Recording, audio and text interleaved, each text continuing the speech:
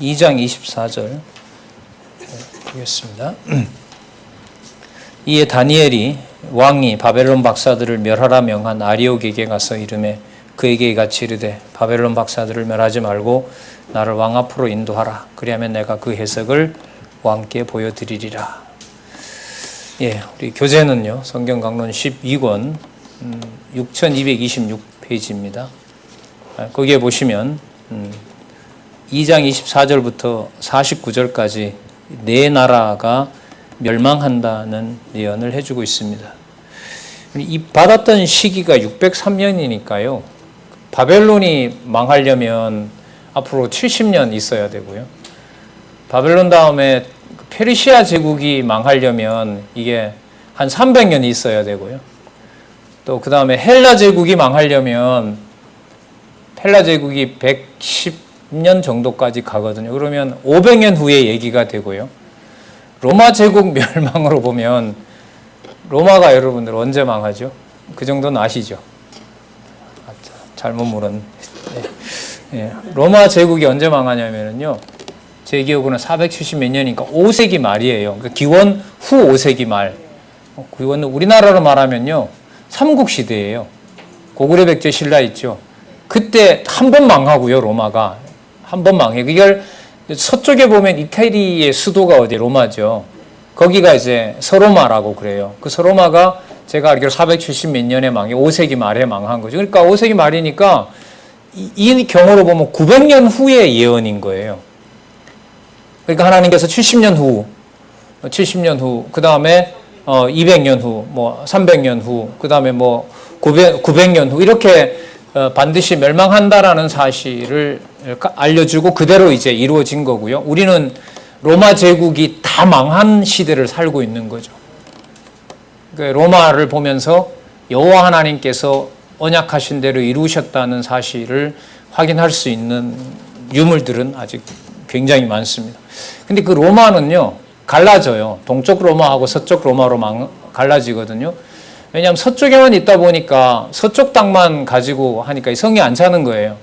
그래서 그 콘스탄티누스라는 황제가 지금 터키 땅으로 옮겨버려요. 터키가 여러분들 뭐와 뭐의 그 분기점이죠?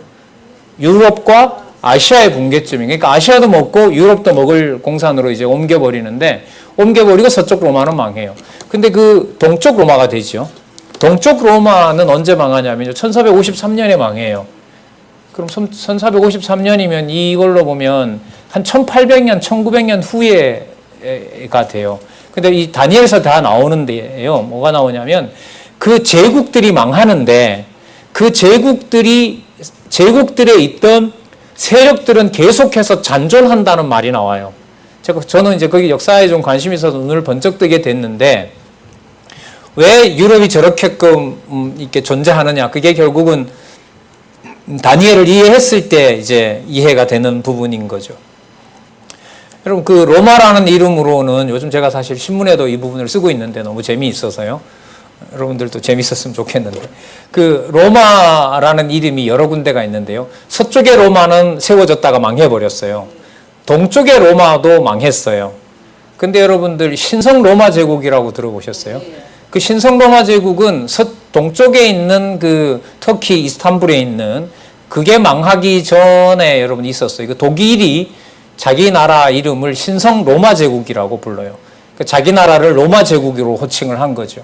그러면 로마 제국이 벌써 몇 개가, 3개가 있죠. 그러니까 거기에 계속 그런 후예들이 있었던 거죠. 그게 이 다니엘서의 약속이 나오는 겁니다. 근데 그것들이 뭐에 대한 징표냐 면 바로 성민 나라를 세우시는 것에 대한 징표예요. 이런 측면에서 여러분들 1517년에 유럽에서 종교개혁이 일어났다라는 말은 유럽 사회를 뭐라는 이름으로, 어떤 제국의 이름으로, 로마라는 이름으로 더 이상 유지하지 않고 세상 나라를 완전히 멸하고 무슨 나라를, 성민 나라를 세우는 일이 여러분들 1517년 지금부터 500년 전에 칼빈 신학이라는 것과 더불어서 유럽 사회에 잔존하다가 여러분 유럽에서 만약에 성경 통일성 다 뚫어버렸잖아요. 여기까지 안 오죠. 우리한테 올 이유가 없어요. 이게 아찔한 순간이에요. 물론 하나님께서 섭리해 가시는 거지만 저렇게 열심히들 수백 명이 모든 대학을 다 기독교 대학으로 출발하잖아요. 유럽이. 왜? 기독교 국가였으니까. 그러니까 학자들만 하도 역사적으로 보면 수천 명이나 되고 성경을 보합해 놓은 성경 사전만 하더라도 어마어마하게 그냥 깨알같이 어디에 뭐가 있는지까지 다 설명해 놓았던 그 유럽에다가 주질 않고 2014년 여러분들과 제가 보는 이 성경신학과 함께 드러났다는 게 저는 놀라운 거죠. 아까 로마 3개 얘기했죠. 나오니까 배경으로 여러분 들어놓으면 좀 재밌을 것 같아요. 네 번째 로마는요, 여러분들 어디냐면 바로 여러분 잘 아는 러시아예요. 러시아가 여러분들 왕 이름을 짜르라 그러죠. 짜르라는 말이 이태리 말로 시저예요. 황제라는 뜻이에요, 그게. 짜르를 자기네 말로 부르면 짜르인 거예요. 그러니까 러시아가 공산혁명이 일어나기 전까지 그 나라를 뭘로 봤냐 하면 동방의 로마. 망해버린 그 동방 로마 제국의 여러분들 계승을 자기네들이 한다고. 그래서 여러분들 소련이 공산화되기 전에 국교가 뭐였냐면 동방 정교회였어요.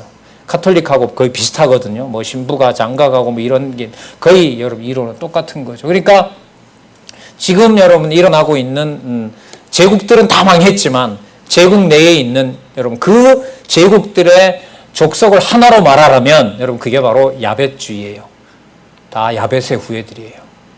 그러니까 제일 북쪽에 있는 에스겔 보면 여러분들 그 뭐 도갈마 뭐 이런 거 나오죠. 막 이상한 약간 무식한 느낌이 오는 그 북쪽에 거의 짐승과 야수 같았던 사람들. 여러분 그런 판도들이 사실상 여러분 이 언약은 여러분들 창세기 10장에 가면 나와요, 사실. 창세기 10장 역대기 몇 장이죠? 역대기에 보면 아담부터 시작해서 족보 나오잖아요. 거기 가면 노아가 나올 수밖에 없죠. 거기서 보면 여러분 역대기가 5권인가요? 6권인가요? 거기 보면 여러분들 셈과 함과 야벳 족속에 대한 그 지도가 그려놨어요. 그냥 폼으로 그려놓은 게 아니고요.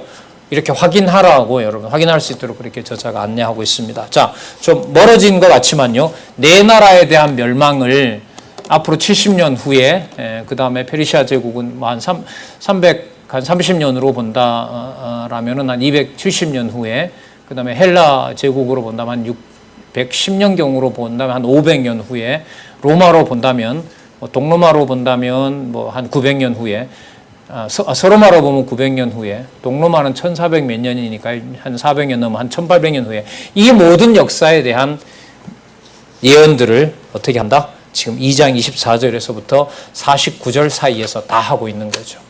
근데 우리는 이게 쉬운 게 뭐예요? 역사적 흔적들이 다 있기 때문에. 그래서 여러분들 이 성경 강론이 필요한 만큼만 거기다가 해놓고요. 저자가 그렇게 해놨죠. 좀 더 이 내용이 어떻게 이루어졌는지는 관심 있으신 분은 여기 서양사 공부해서 찾아보면 있다고. 안 있겠어요. 당연히 다 있지.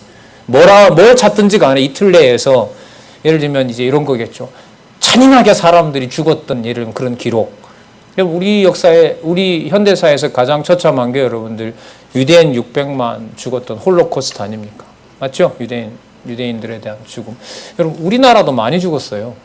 저희들이 일제시대 때 죽었던 숫자를 청일전쟁이 일어나죠. 로일전쟁이 일어나죠. 일제강점기 있었죠. 그 6.25 동란까지 넣어버리면요. 600만이 훨씬 넘습니다. 한반도에서 인원이 더 많이 죽었어요. 현대사에서. 근데 사람들이 이제 유대인 600만만 어떻게 보면 좀 세상적인 말로 말하면 유대인들의 자기네들 어떤 그런 것들 높이기 위해서 강조하지 사실상 이 땅에서 100년 동안 죽었던 숫자로 보면 파악이 되지 않아서 그렇지 훨씬 더 많은 숫자라고 얘기하면 거의 1000만을 넘어간다라고까지 얘기를 합니다. 예. 자, 어쨌든요. 그 비참한 역사 이제 속에서 하나님께서 이제 그 역사를 사실 이게 참 힘들죠. 다니엘이 아까 지난번에도 말씀드렸지만 다니엘이 이상을 보여주니까 뭐 한다 그랬어요? 감당이 안 되고 쓰러져요. 그러니까 뭐냐면 성민나라를 세운다 이게 듣기는 좋은 거잖아요. 근데 그 세워나가는 방식에 대해서 하나님께서 지혜를 주지 않으면 그 과정에 이게 세우고 있는 건지 뭐 하고 있는 건지 망하게 하고 있는 건지 구분을 할 수가 없는 거죠. 그러니까 하나님의 말씀이 말씀된다는 것은 우리 기준이 아니라 하나님 기준인데 하나님 기준을 정작 깨닫게 하지 않으면 우리가 감당을 할 수 있다 없다? 없다는 게 여러분들이 다니엘서 이상의 특징인 거죠. 자, 볼까요? 내 나라 멸망 예언이 나타나는데 자 28절 볼게요. 2장 28절 오직 은밀한 것을 나타내실 자는 누구라 그럽니까? 하늘에 계신 하나님이시라. 그가 느부갓네살 왕에게 후일에 될 일을 알게 하셨나이다. 왕의 굽 꿈, 곧 왕이 신상에서 어디 속에서 받은 거? 뇌 속으로 받은 이상을 이러하니라. 뇌를 하나님이 주관하신다는 거죠. 자, 30절. 내게 은밀한 것을 나타내시면 이 지혜가 다른 인생보다 나은 것이 아니라 오직 그 해석을 왕께 알려서 왕의 마음으로 생각하던 것을 왕으로 알게 하려 하심입니다. 자, 30절 꿈 내용을 얘기합니다. 한 큰 신상이 있었다 그러죠. 한 신상이 있었고요. 32절에 보면 무슨 머리예요? 우상의 머리입니다. 우상의 머리고 정금이고요. 가슴과 팔은 은이고 배와 넓적다리는 노시고 종아리는 철이고 발은 얼마는 철이고 얼마는 흙이고 거의 짬뽕이 되어 있죠. 강하지만 순도가 떨어질 때는 맥없이 무너지는 나라. 여러분 이게 로마 제국이거든요. 네, 로마 제국. 자, 왕이 보신즉 사람의 손으로, 자 34절입니다. 또 왕이 보신즉 사람의 손으로 하지 않고 뜨인 돌이, 그럼 하나님이 하셨다는 거죠.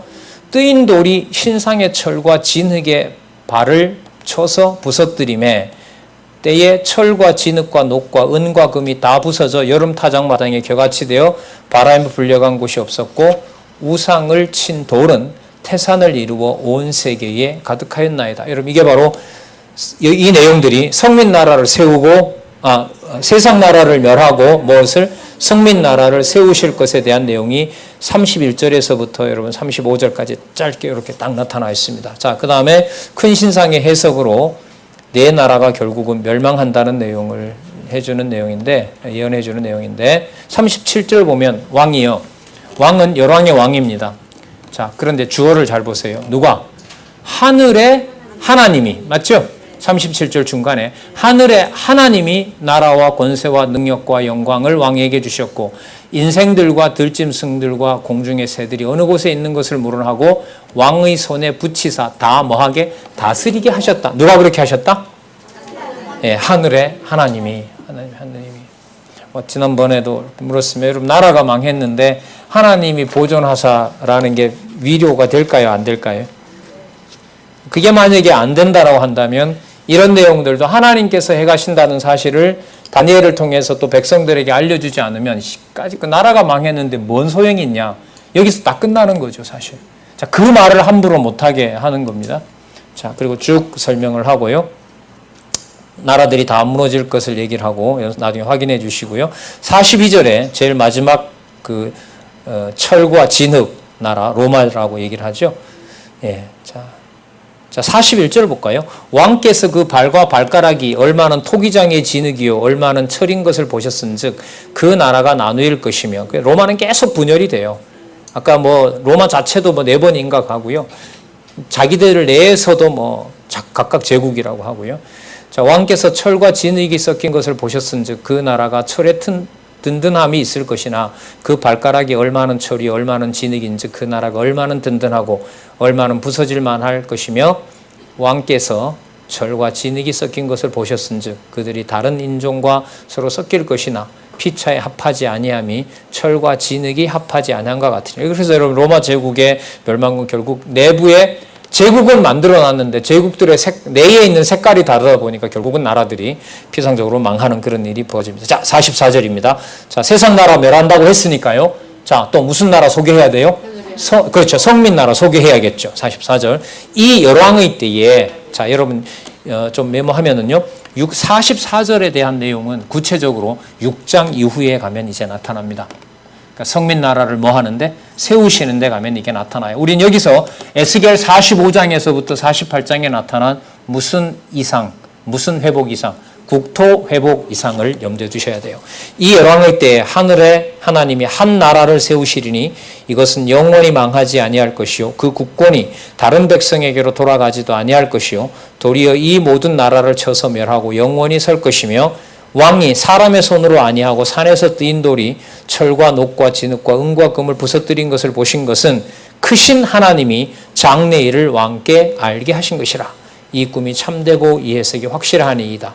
이에 느부갓네살 왕이 엎드려 다니엘에게 절하고 명하여 희애물과 향품을 그에게 드리게 하니라. 자, 그러면서 놀라운 얘기하죠. 다니엘에게 뭐라고 하냐면 너희 하나님은 참으로 모든 신의 신이요 모든 왕의 주제이시라. 여러분 이 느부갓네살이 여러분 일반 역사에 이렇게 나오질 않죠. 이게 다니엘서만 나오는 건데 다른 역사는 얘기를 안 하죠. 왜? 다른 역사책에 적어놓으면 이게 전부 기독교를 옹호하는 거니까 있어도 세상에서는 빼겠죠. 예를 들면. 자, 그러면 여러분 여기서 보면 특징이 뭐가 있냐면 느부갓네살 왕, 바벨론 제국 이들에게 하나님의 이름을 뭐예요? 열왕들에게 알린다는 거죠. 근데 잘 보시면요. 아수르 제국이 어디를 무너뜨립니까? 북쪽 이스라엘을 무너뜨리잖아요. 맞죠? 근데 북쪽 이스라엘을 무너뜨리잖아요. 근데 북쪽 이스라엘을 무너뜨리기 전에 여러분들 북쪽 이스라엘은 사실 오늘 오전에 여러분들 공부하셨지만은 그 아람 제국의 침략을 받잖아요. 그죠? 망하는 것으로 보면 정황으로 보면 아람에 망해야 돼요.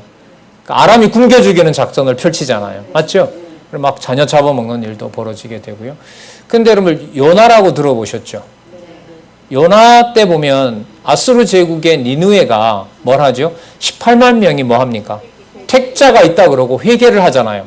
그러니까 아수르 제국에게도 하나님이 누구 이름을 알리신 거죠? 여호와의 이름을 알리신 적이 있어요. 여러분 애굽에서 모세가 데리고 나올 때 애굽에게 모세에게 뭐라 그랬죠? 내가 누구고 내가 여호와인 줄 히브리인의 하나님을 알려주겠다라고 약속을 하시잖아요. 그래서 이 제국의 이 내용들이 바벨론에게 와서는 더 구체화돼요. 그러니까 도저히 자기가 해석할 수 없는 꿈을 꾸게 한 다음에 그것을 반드시 누가 알려줘야 가능한 여호와께서 해석해줘야 가능한 것을 직접적으로 알려줍니다. 제가 이 말씀 드린 이유는 여러분 이사야서 40장 이후에 나타나는 때리고 싸매심에 대한 내용에 보면 그 싸매심에 대한 주체가 여러분들 바로 메시아에 대한 내용인데 다윗의 혈통이 아니죠. 고레스가 등장하잖아요. 고레스는 어느 나라 왕이죠? 이방의 왕이잖아요. 맞죠? 페르시아의 이제 왕이란 말이죠. 자, 그렇기 때문에 이 선지서에 와서 보면 열왕들에게도 열방의 왕들에게도 자 믿어지고 안 믿어지고 그건 하나님 하신 일이고요.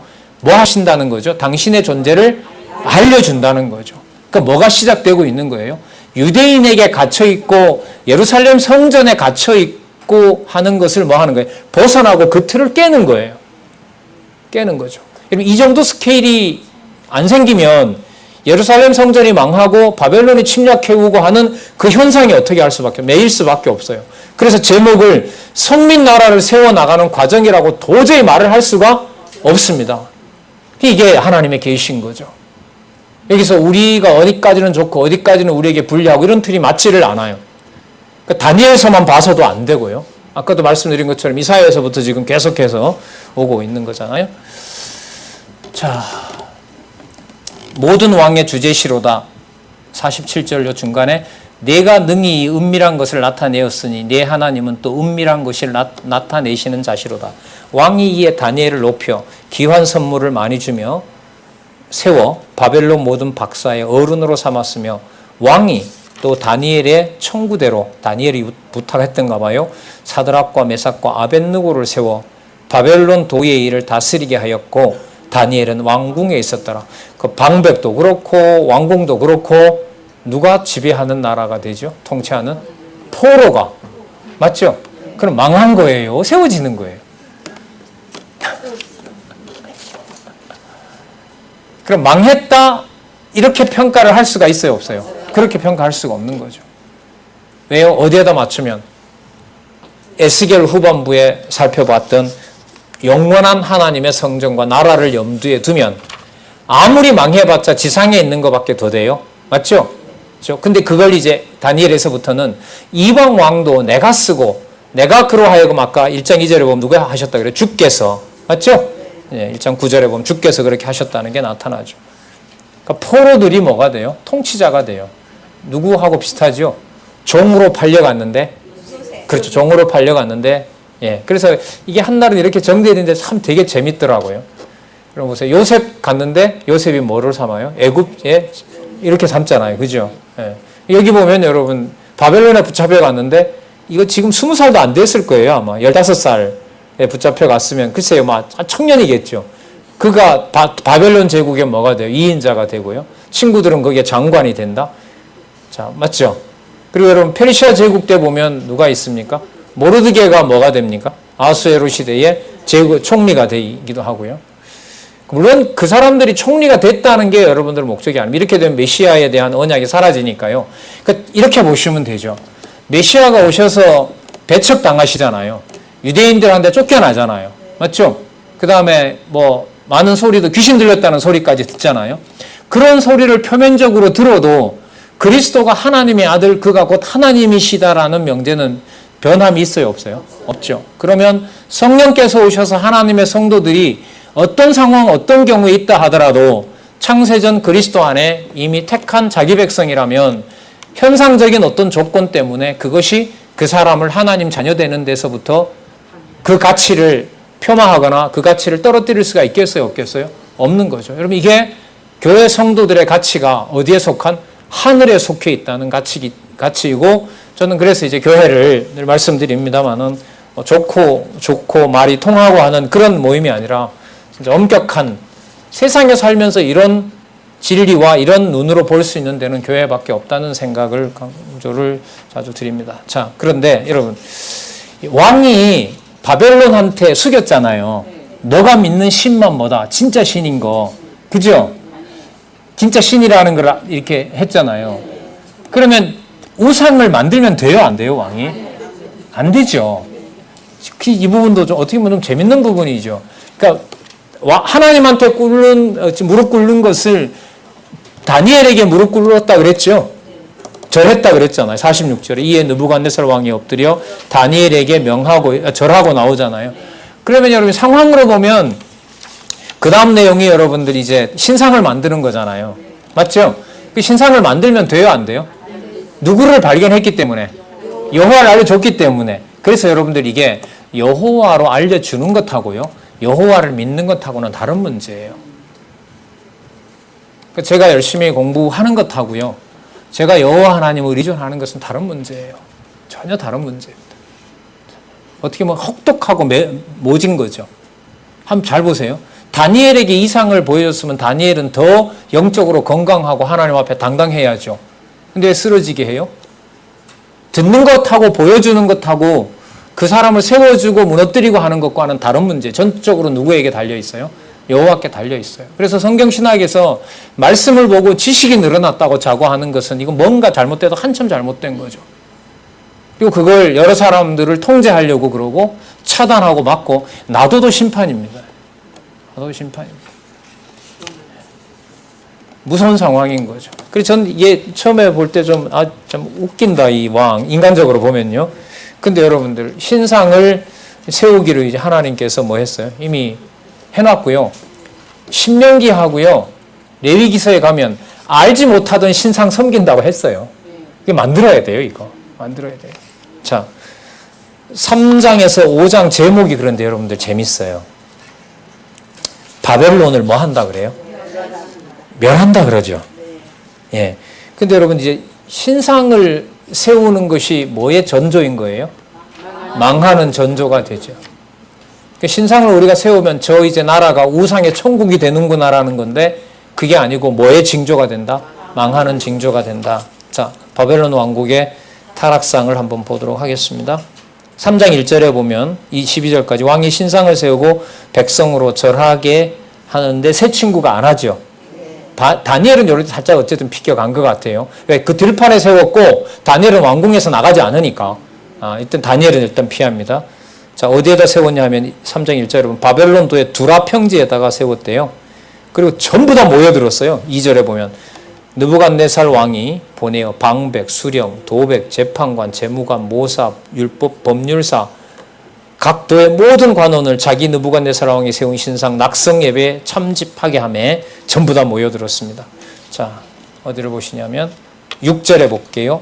누구든지 엎드려 절하지 아니하는 자는 즉시 극렬히 불타는 풀무에 던져 넣으라 하며 모든 백성과 나라들과 각 방언하는 자들이 나팔과 피리와 승, 그러니까 총동원하는 거죠.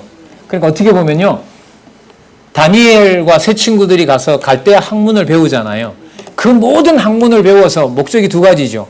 자기 필요한 대로 쓰고 자기가 섬기는 우상을 섬기는 데 필요한 제사장들로 만드는 일인 거죠. 그 제국을 보존하고 그 제국이 섬기는 뭐예요? 이런 우상을 섬기는데 써먹는 자들로 귀하게 키우는 거죠. 하나님을 섬기려는 게 아니고요. 그러니까 여러분들 이제 좀 학벌 개념이나 학벌이라든지 어떤 지식의 정도로 봤을 때 보통 서구 문화, 그리스나 로마의 문화를 높게 평가하는 거지만 기독교를 빼고 보게 되면요. 결국 뭐 로마 그 카톨릭에 의해서 더 망쳐지지만은 문화의 발전이라고 하는 것이 여러분들 결국은 뭐와 관련되어 있냐면 사람이 좋게 보이는 것으로 거기에 모든 사람들이 몰려가도록 만들어 놓는 거죠. 스포츠를 비롯해서 모든 것들이 여러분들 사람들의 결집시키는 힘이 되고 있잖아요. 자, 어쨌든 여러분 여기에도 왕의 신상을 통해서 느부갓네살 왕의 의도가 우상을 섬기는 것. 왜냐하면 우상을 섬기는 것이 곧 누구 섬기는 거니까. 느부갓네살 자기를 섬기는 거니까. 자기를 섬기는 거니까. 자, 자기를 신성화하는 거죠. 자, 12절에 보시면 이제 몇 유다 사람 사드락과 메삭과 아벳느고는 왕이 세워 바벨론 도를 다스리게 하신 자연을 왕이여 이 사람들이 왕을 높이지 아니하며 왕의 신들을 섬기지 아니하며 왕이 세운 신상에 절하지 아니하다라고 얘기를 합니다. 13절에 보면 열받았어요. 왕이. 느부갓네살 왕이 노하고 분하여 데리고 와서 지금이라도 늦지 않았으니 자 15절에 보면 이제라도 너희가 예비하였다가 언제든지 나팔과 피리와 수금과 사명금과 양금과 생황과 및 모든 악기 소리를 듣고 그러니까 모든 악기를 총동원하는 거죠. 그 소리가 날 때 뭐 해라? 경배해라. 이렇게 얘기를 합니다. 여러분 거기 나오는 여러분 저는 제가 이게 이런 악기들이 여기 많이 나오잖아요. 이게 서양의 제가 철학을 배워서 이게 그리스 시대인 줄 알았는데 제가 좀 무식했던 거예요. 이게 바벨론 시대 때 여러분들 이런 악기들이 이미 다 있었던 거죠. 뭘 숭배하는데? 우상을 숭배하는데. 거기서 뭐 하는데? 인간이 낙을 누리는데. 그러니까 여러분들 바벨론 제국의 여러 유적들이 많지만은요. 여러분 나중에 무력 가서 우리 보신 분도 계시겠지만은 그 진짜 인간들을 현란하게 만들어 놓는 여러분들 건축물과 이런 게 진짜 화려합니다. 사실 여기 표현대로요. 그 수금이라는 거 있죠, 여러분. 수금. 예? 수금이 이게 기타의 어원이에요. 기타가 여기서 나오고요. 양금이라고 나오죠. 그건 현악기고 생황이라고 나오죠. 예? 생황 뭔지 아세요? 이게 관악기인데요. 여러분들 우리 그 지휘자가 있고 지휘자가 지휘하는 여러분들 큰 뭐라 부르죠 그걸? 심포니라 그러죠. 심포니 넘버 몇 번, 오케스트라의 지휘를 받는 여러분들 그걸 뭐래? 심포니 몇 번 이렇게 번호를 매기잖아요. 이 생황의 어원이 여러분 심포니입니다. 그러니까 왜 말씀드리냐면 고대의 바벨론 제국에서 소년들 뿐만 아니라 정치, 경제, 문화, 예술 모든 것들이 누구를 섬기는데 다 맞춰져 있어요. 느부갓네살에게 맞춰져 있다는 거예요. 그 느부갓네살을 하나님께서 뭐예요? 하나님이 높였는데 느부갓네살은 정작 자기가 뭐가 되고 싶어 하는 거죠? 하나님이 되고 싶어 하는 거죠. 그러니까 여러분 저는 여기서 아까도 말씀드렸지만은 하나님의 존재를 보여주는 것하고요. 보여준 하나님이 그 사람에게 믿어지는 것과는 전혀 다른 문제예요. 그래서 그냥 버리지 않고 그냥 믿어지게 하고 이런저런 경우에도 하나님을 믿지 않는 자들로 남겨주지 않고 계속해서 하나님의 존재를 인정하는 자로 살게 한다는 것은 너무너무 감사한 일이죠. 여러분 지금 유대인의 경우로 보면 지금 여러분들 뭐 이 우상을 섬길 거 아니에요. 안 섬길 수 있겠어요? 그 우상에 절한다고 했으니 우상에 절할 거 아니에요. 예? 그러면서 오만 가지 생각이 나겠죠. 있을 때 잘 섬길 걸. 왜 이렇게 하고. 그리고 여러분들 에스겔에 나오나요? 에스더에 나오나요? 너네들 부르던 악기 거기 버드나무에다 묶으라 그러고 무슨 노래 부르라 그래요? 너네들 여호와를 찬양했던 노래 한번 불러봐. 여러분. 그러면서 막 조롱을 하잖아요. 거기에서. 예? 자, 어쨌든요. 느부갓네살 왕이 자, 새 친구들에 대해서 지금이라 늦지 않았으니까 자, 거기에서 소리가 나면 섬기라고 합니다. 그랬더니 17절에 만일 그럴 것이면 왕이여 우리가 섬기는 우리 하나님이 우리를 극렬히 타는 풀무 가운데 능히 건져내시겠고 왕의 손에서도 건져내시리이다. 18절이 멋있죠? 그리 아니할지라도 그러니까 우리가 불에 뭐 하더라도 타 죽더라도 이런 말이죠. 타 죽더라도 왕이여 우리가 왕의 신들을 섬기지 아니하고 왕의 세운 금신상에게 절하지 아니하는 줄을 아옵소서. 더 열받겠죠. 당장 집어넣으라 그러죠. 집어넣던 자가 먼저 타 죽었고요. 자, 여러분 25절에 보면 네 사람이 있었다고 나오죠. 25절 왕이 또 말하여 가로되 내가 보니 결박되지 아니한 네 사람이 불가운데로 다니는데 상하지도 아니하였고 그 넷째의 모양은 신들의 아들과도 같으다. 자, 느부갓네살이 부릅니다.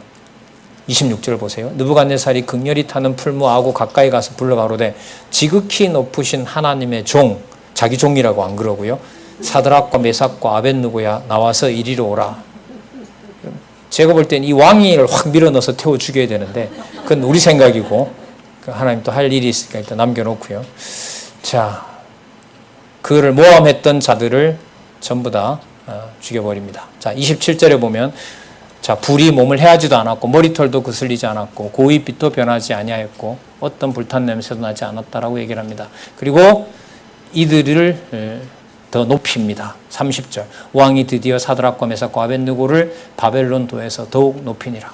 이게 포로 상황이 아닌 거죠. 그죠? 그죠? 그러니까 이렇게 되는 거예요. 이렇게 구조가 되어 있어요.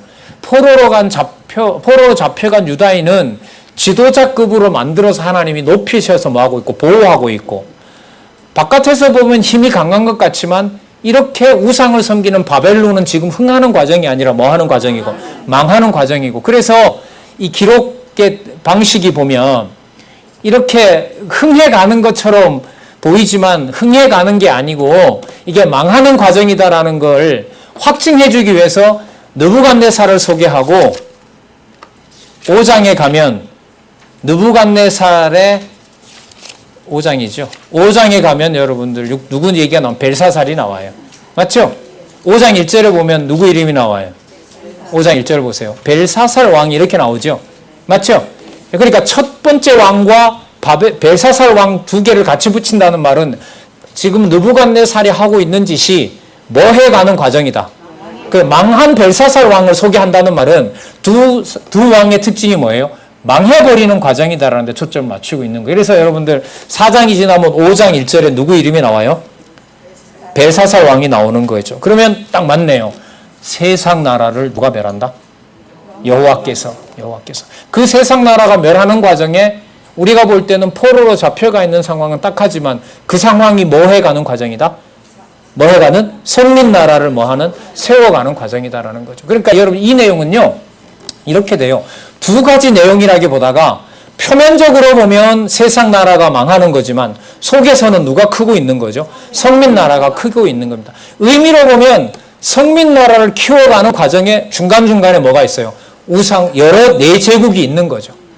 그러니까 이게 분리되는 개념이 아닌 거예요. 왜냐하면 위로 올라가면 세우시고 멸하시는 내용의 모든 주관자가 누가 되시니까 여호와 하나님 되시기 때문에.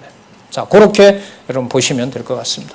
자, 그러면서 그 4장 2절에 지극히 높으신 하나님이 내게 행하신 이적과 기사를 내가 알게 하기를 주게 하노라. 3절에 보면 크도다 그 이적이요 능하도다 그 기사요 그 나라는 자 한번 체크하고 넘어갈까요? 어떤 나라다? 영원한 나라다. 여러분 이건 누가 하는 말이에요? 4장 1절 보세요. 누가 하는 말이에요? 느부갓네살이 하는 거죠. 느부갓네살이 하는 말이에요. 여러분 이렇게 느부갓네살에게 깨닫게 했으면 느부갓네살이 누구를 잘 믿으면 좋아요? 여호와 잘 믿고 유대 백성을 잘 보호하고 이런 그림도 괜찮잖아요. 근데 하나님 또 그렇게 안 합니다. 그러니까 느부갓네살에게 알려준 건 뭐냐면 내가 세우고 내가 멸한다. 그 사실을 내가 너에게 알려주겠다. 왜냐하면 이 글을 받는 당사자가 갈대아 사람들이 아니에요. 세상 나라를 세우고 멸하고 주기도 하고 뺏기도 하고 하는 것을 가르쳐 주려고 하는 대상은 누구죠? 하나님의 언약 자손이거든요. 자, 거기에 여러분들 누구를? 느부갓네살을 이렇게 철저하게 사용을 하는 거죠. 자, 바벨론 왕에 대해서 하나님이 진노합니다. 여러분, 그런데 이게 4장 1절에서부터 4장 37절 있죠. 4장 1절에서부터 18절 있죠. 여기 문체가 되게 이상해요. 어떻게 이상하냐면 4장 4절 한번 읽어보세요. 나 느부갓네살이. 그럼 여러분 이 글로 보면 누가 쓰고 있다는 거예요? 그러니까 제3자가 되어서 느부갓네살이 이렇게 했더라. 이제까지 그래 나왔잖아요. 근데 이게 4장 14절에 가면 나 느부갓네살이라고 해서 이 기록을 마치 누가 하고 있는 것처럼. 그렇다고 느부갓네살이 적었다고 보시면 안 돼요. 기자는 여러분들 전통적으로 다니엘입니다. 그럼 이건 의도가 있는 거죠. 왜 의도가 있는지 한번 맞춰보세요. 이게 18장까지 그렇게 돼요. 잘 보세요. 4장 내용은 여러분 그거예요. 큰 나무 꿈을 꿨는데 이 해석은 말을 해줘요. 느부갓네살이 박사들한테. 근데 해석을 못하죠. 그래서 다시 다니엘이 하게 되는데 그 큰 나무가 자라고 세상을 덮고 거기에 사람들이 그늘에 이렇게 있는데 자 13절에 가면 여기부터 먼저 볼게요. 13절에 가면 내가 침상으로 내 속으로 받은 이상 가운데 본즉 한 순찰자 한 거룩한 자가 어디에서? 하늘에서 내려와요. 그러니까 이 한 순찰자 한 거룩한 자가 세우기도 하고 멸망한다는 것을 깨닫게 해주려는 내용이 바로 이 부분이거든요. 자, 문체 얘기 좀 더 할까요? 4장 4절. 나 느부갓네살이 내 집에 편히 있으며 이렇게 됩니다. 그런데 이상을 인하여 번민하였노라. 6절 보세요. 이러므로 뭐라 그러죠? 내가 명을 내려. 자기가 직접 겪은 것처럼 이렇게 얘기를 합니다. 8절에 보면 그 후에 다니엘이 내 앞에 들어왔으니 그는 내 신의 이름을 쫓아 벨드사살이라 이름한 자요. 그의 안에는 거룩한 신들의 영이 있는 자라. 내가 그에게 꿈을 고하여 가로되 쭉 설명을 해줬어요. 자, 그렇게 했다는 겁니다. 자, 이렇게 하니까 다니엘이 설명을 하면서 여러분 여기 요절이 나오는 부분으로 연결이 되죠.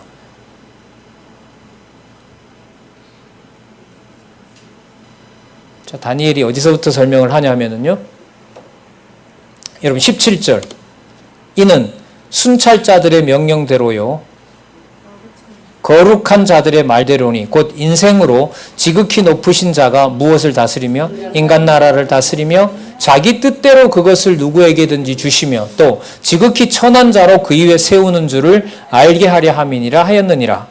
자 18절. 나 느부갓네살 왕이 그 꿈을 꾸었나니 너 벨드사살아 그 해석을 밝히 말하라. 내 나라 모든 박사가 능히 그 해석을 알게 하지 못하였으니 여러분 이 모든 말을 지금 느부갓네살이 하고 있는 겁니다. 죄송합니다. 오직 너는 능히 하리니 이는 거룩한 신들의 영이 네 안에 있기 때문에 그렇다. 여러분 4장 19절에서부터 37절까지 다니엘이 놀랍니다. 얼마 동안 놀라 벙벙하여 마음이 번민합니다. 왜냐하면 내용은 나왔는데 왕이 짐승같이 변한다라는 내용이 이 내용이거든요. 자, 한번 볼까요? 23절. 왕이 보신즉 한 순찰자 한 거룩한 자가 하늘에서 내려와서 이르기를 그 나무를 베고 멸하라. 그러나 그 그루터기는 남겨둬라. 그러면 뭐 하는 거죠? 아예 죽이지는 않는다는 거죠. 그래서 여러분 역사에도 보면 이 기간에 공백이 있었다는 기록이 역사적 기록에 나온대요. 근데 이런 내용을 여러분들 우리의 예를 들면 존경하는 왕 같으면 여러분들 이런 추악한 일이 생긴 걸 사기에다가 역사 기록에다가 기록할까요? 안 할까요? 안 하려고 하죠. 역사도 뭐 대부분 사실에도 다 조작을 하거든요. 자, 어쨌든요. 성경은 밝히고 있습니다. 25절. 왕이 사람에게서 쫓겨나서 들짐승과 함께 거하며 소처럼 풀을 먹으며 하늘 이슬에 젖을 것이요 이와 같이 7대를 지날 것이라. 그때에 지극히 높으신 자가 인간 나라를 여기 또 나오네요. 그죠? 자, 인간 나라를 다스리시며 자기 뜻대로 그것을 누구에게든지 주시는 줄 알지라. 자, 25절 옆에다가 4장 17절 또 메모하시고요. 자, 27절에 정해져 있지만 다니엘로서는 그런즉 왕이여 나의 간하는 것을 받으시고 제가 말씀드리는 것을 들으시고 공의를 행함으로 죄를 속하고 가난한 자를 긍휼히 여김으로 죄악을 속하소서. 그리하시면 왕의 편안함이 혹시 장구하리라 했느니라. 예언은 얘기해줬지만 왕이 혹시 이러면 하나님이 좀 봐줄 수도 있지 않습니까? 좀 궁색하지만 이렇게 얘기를 합니다. 자, 이 일이 다 된 다음에 12달이니까 1년이 지났어요. 까마득하게 잊었겠죠? 30절에 나 왕이 말하여 가로되 이 큰 바벨론은 누가? 내가 누가 한 게 아니라 누가 한 것이 아니라 여호와가 한 것이 아니라. 그러니까 여러분 참 재밌잖아요. 앞부분에 계속해서 누가 했다는 걸 그렇게 알려줬는데 여호와께 하신다는 것을 그렇게 제일 똑똑한 다니엘이 알려줬는데도 못 믿게 하면 아무것도 안 돼요. 도저히. 내가 능력과 권세로 건설하여 나의 도성을 삼고 이것으로 내 위엄의 영광을 나타낸 것이 아니냐 하였더니 이 말이 오히려 나 왕의 입에 있을 때에 하늘에서 소리가 내려 가로되 느부갓네살 왕아 내게 말하노니 나라의 위가 내게서 떠났느니라. 그러면서 여러분들 바깥에 나가서 여기 여러분 또 나와요. 이거 왜 이런 일이 벌어졌는지. 소처럼 풀어먹을 것이요 이와 같이 7대를 지내서 지극히 높으신 자가 여기 또 나오죠. 아까 4장 몇 절이었었습니까? 17절 4장 25절에 나왔었죠. 지극히 높으신 자가 인간 나라를 다스리시며 자기 뜻대로 그것을 누구에게 주시는 줄 알기까지 이르리라 하였더니 여러분 앞으로 이제 내 제국이 예루살렘을 황폐화시키잖아요. 그럴 때 하나님이 하시는 말씀이 또 목적이 두 가지인 거죠. 그건 누가 하고 있는 일이다. 내가 하고 있는데. 그런데 이제 질문이 생겨요. 그런데 하나님의 백성과 하나님의 성전은 하나님의 이름이 있는데 하나님 그건 어디에 있는 겁니까? 질문이 안 나올 수가 없죠. 당신 분명히 여호와라고 했는데 그래서 여러분들 아까도 말씀드렸습니다만 에스겔에서 내가 밝혀줬잖아. 그건 어디 있는 나라가 아니다. 땅에 있는 나라 아니다. 그럼 그건 누가 통치하는데요? 상상도 못할 내 메시아 하늘에 속한 인자를 내가 보낼 준비하고 있다. 물론 그런 다윗의 자손으로 온다.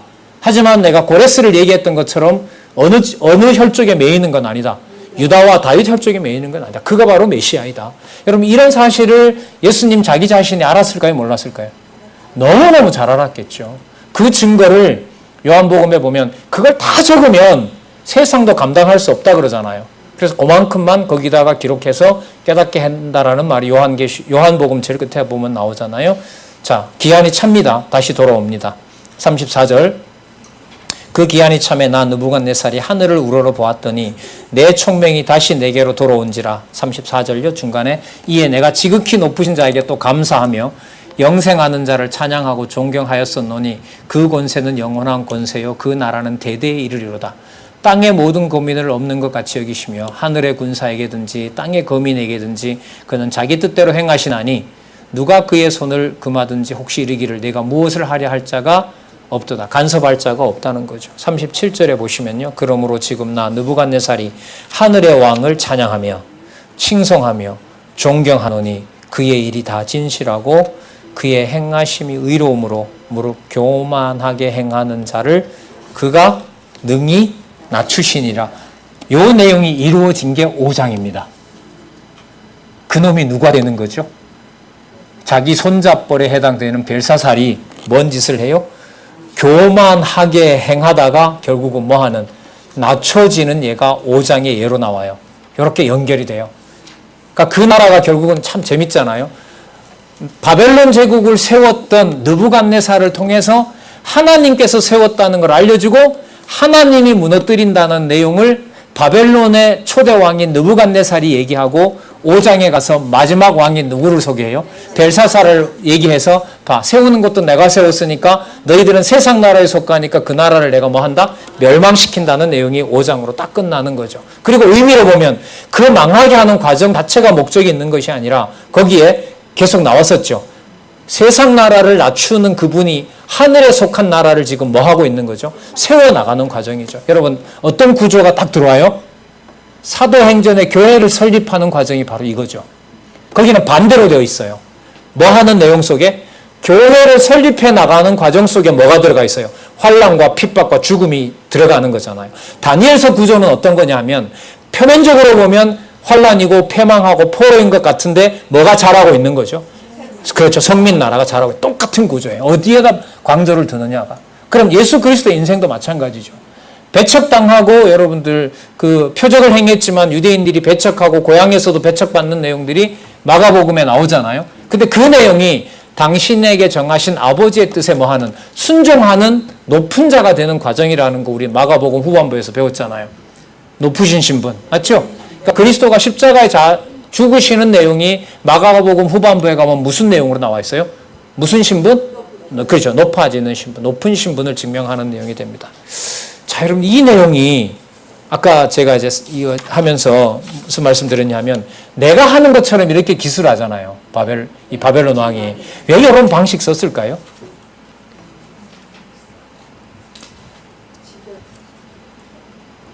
그렇게 사실 몰라도 돼요. 괜히 이렇게 문제를 꺼냈는데 하도 생생해서요. 그 누구 입으로 자백을 받아내는 거예요? 누구 입으로? 바벨론 느부갓네살이 분명히 했다라는 사실을 얘기를 하지만 거기에 바벨론에 그러니까 이걸 문서설로 가지고 가서 봐라 이 부분은 누가 얘기했다. 바벨론 왕 느부갓네살이 썼다. 이러면 안 되는 거예요. 자, 근데 워낙 생생하다 보니까 이게 마치 누가 기록한 것처럼 느부갓네살이 기록한 것처럼 만약 다니엘이 기록했다면 다니엘이 기록하다가 하나님께서 어떻게 바벨론 왕에게 이루어졌는지를 알게 하기 위해서 누구의 입을 빌어서 느부갓네살의 입을 빌어서 이렇게 생생하게 기록을 하고 있는 거라고 봐요. 그래서 문서설에 위협받을 상황이 아니라 문서설을 더 반박할 수 있는 하나님께서 이미 세상 나라 멸하는 과정을 해놓으시고 그 과정에 누구로 하여금 스스로 실토하게 바벨론 왕 느부갓네살로 하여금 실토하도록 해놓은 것이 바로 이겁니다. 자, 그럼 5장 내용은 한 5분 남았는데요. 간단하게 정리를 드리도록 할게요. 이게 여러분들 그 벨사살 왕이 언제 등극하냐면은요. 여기 적혀 있습니다. 6255페이지 보면 538년이죠. 맞죠? 538년에 망해요. 죽어요. 그래서 여러분 2년 후가 되면 몇 년이 되죠? 536년이 되죠. 536년에 뭔 일이 벌어져요? 1차 포로가 돌아와요. 거기 딱 연결이 돼요. 요 왕이 벨사살 왕이에요. 아시는 것처럼 1000명을 모아놓고 술 파티를 벌였어요. 술 파티를 벌였는데 한 잔 먹으니까 귀인들이 왕이요. 저기 곳간에 있는 장 갖다 마시면 안 돼요? 라고 여기 있는 사람들이 요구를 합니다. 1장 2절에 보면은요. 끝부분에 보세요. 이는 왕과 귀인들과 왕후들과 빈궁들이 이 나쁜 여니은들이 말이죠. 왕과 귀인들과 왕후들과 빈궁들이 다 뭐로 그것으로 마시려 함이라. 예루살렘에서 가지고 왔던 거 마시면 안 됩니까? 이제 막 가는 거죠. 그러니까 망할 짓을 하고 있는 거죠. 그러니까 표면적으로 보면 뭐 하는 장면이에요? 아주 능력을 당하고 있는 거죠.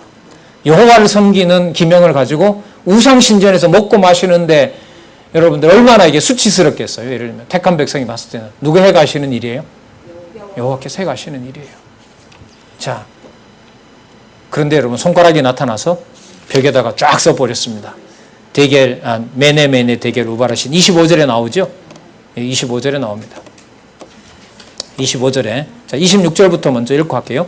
그 뜻을 해석하건대 메네는 하나님이 이미 왕의 나라의 시대를 세워서 그것을 뭐하겠다? 끝나게 하셨다 하며 대겔은 왕이 저울에 달려 부족함이 배었다 하며 베레스라는 말은 베레스는 페라스라는 뜻인데요. 베레스는 왕의 나라가 나뉘어서 메대와 바사 사람에게 준바되었다 함이니라. 이에 벨사살 왕이 명하여 무리로 다니엘에게 약속했거든요.